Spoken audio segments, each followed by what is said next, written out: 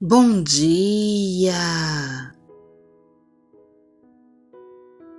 Maravilhoso é o Senhor, que todos os dias nos dá o sopro da vida e a esperança de conquistar nossos sonhos.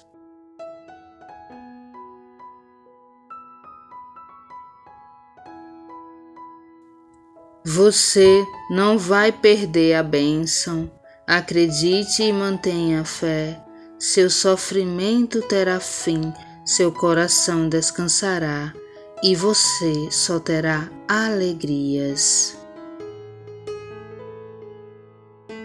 As promessas de Deus irão se cumprir. Ore para ver o agir dele.